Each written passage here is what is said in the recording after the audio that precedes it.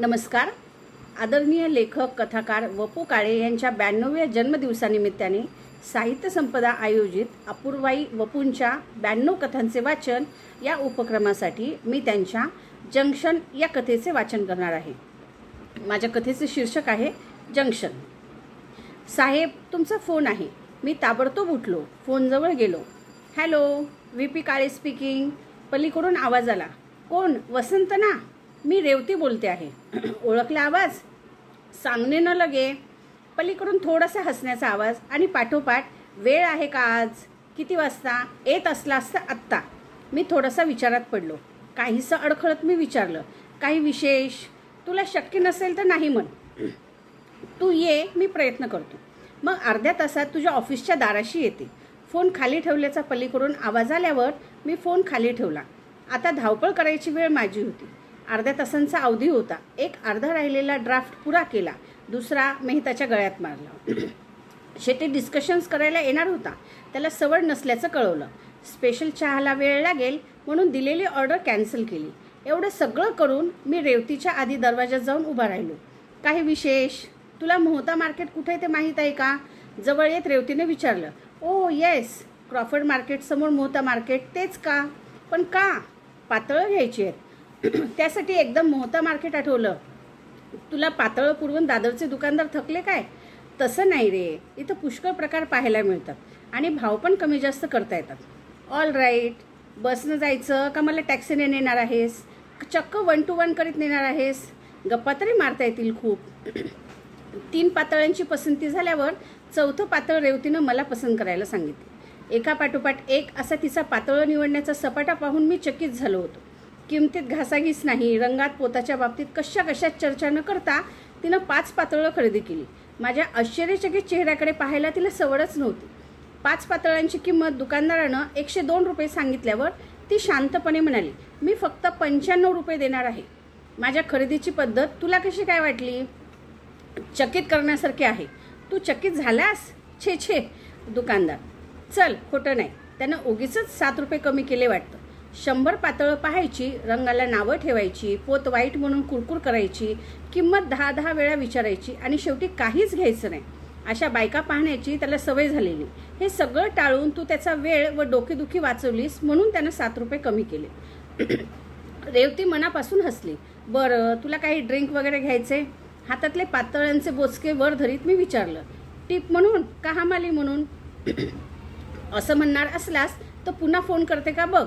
मला वाटलं होतं की माझा वेळ मजेत गेल्याबद्दल एंटरटेनमेंट टॅक्स म्हणून तूच माझ्याकडून काहीतरी वसूल करशील. आज चेष्टा बस. खरं सांग, काही हवंय का? आज नको, पुन्हा केव्हा तरीसाठी राखीव. पैसे रिझर्व ठेव. तिला तो करार पटला. बसमध्ये बसल्यावर मी तिला विचारलं, हे एवढी पातळं कुणासाठी? मलाच? एवढी? हो. सबंध वर्षाची बेगमी आणि गेल्या वर्षाचा सूड. स्पष्टीकरणाची गरज आहे? काय करणार आहेस तू स्पष्टीकरण ऐकून? अर्ध बोलून तू काय मिळवणार आहेस? जाऊ दे रे, मिळवत्या बायकांची दुःख तुला नाही कळायची. आता सगळं सांगावं लागेल. बायका मिळवायला लागल्या की नवरे लोक त्यांच्या कपड्यांची विचारपूस सुद्धा करत नाहीत. सासूबाई तसल्याच. घरात वंचसाठी पातळं आणून झाली, स्वतःसाठी झाली, 1-2घांना आहेर झाले, मोठाले, त्यांनाही पातळं झाली. माझी चौकशी सुद्धा नाही. आम्हीच आमचे कपडे आणायचे. गेल्या सबंध वर्षात आपण होऊन कुणी चौकशी केली नाही. आता मीही कुणाची पर्वा करायची नाही असं ठरवलं आहे. तुझ्या रागात मी भर घालतो असं समजू नकोस.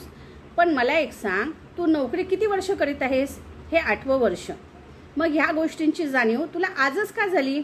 अन्यायाची जाणीव तुला तुलना करायला मिळाली म्हणजे होते. गेले 4 महिने वंसही नोकरी करीत आहेत. गेले 4 महिने सतत कौतुक चाललं आहे. नोकरी करते, बिचारी दमते. मी काय गेली 8 वर्ष रमी खेळायला जाते ऑफिसात?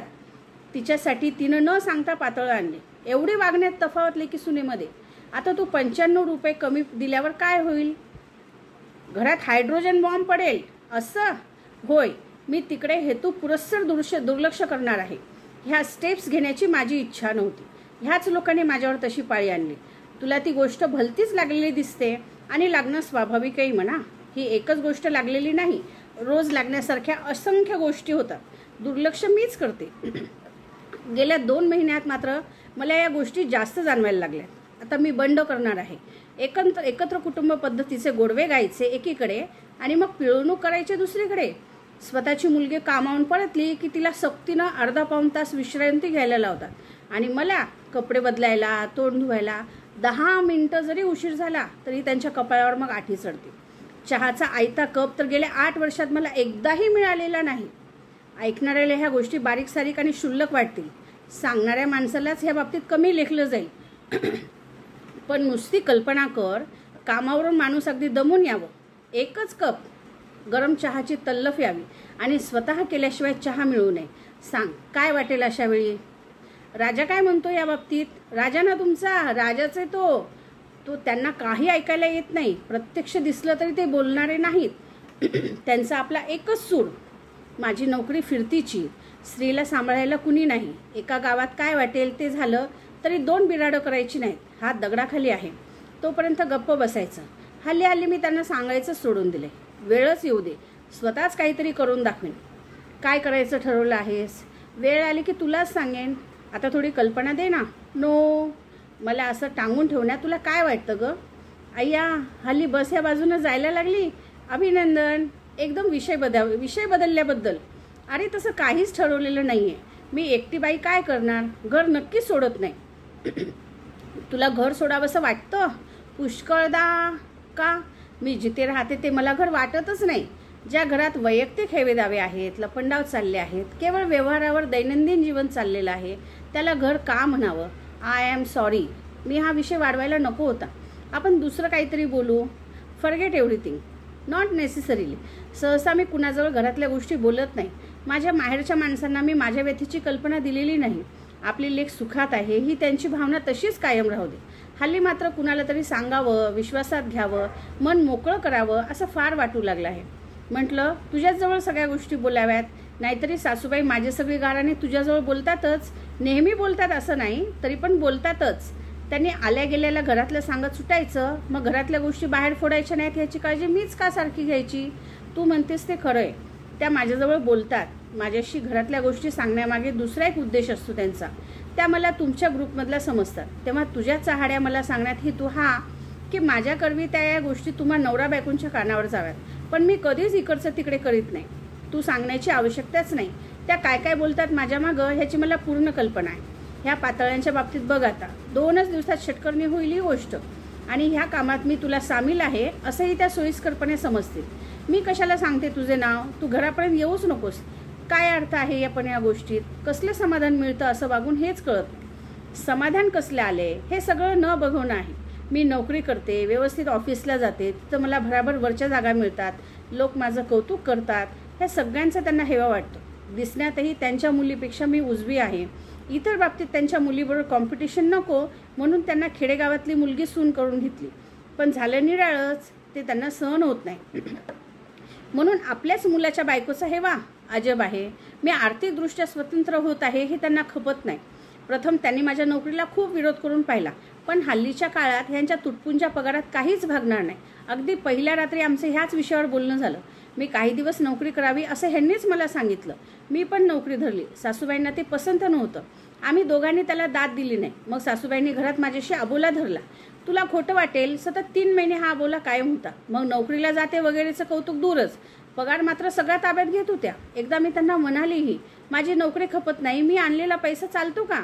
तेवढं त्यांनी चोरून ऐकलं. काय म्हणतेस? खरं तेच सांगते. त्या सवयी आहेत त्यांना. ते तर काहीच नाही. चोरून ऐकणं ही सामान्य बाब आहे.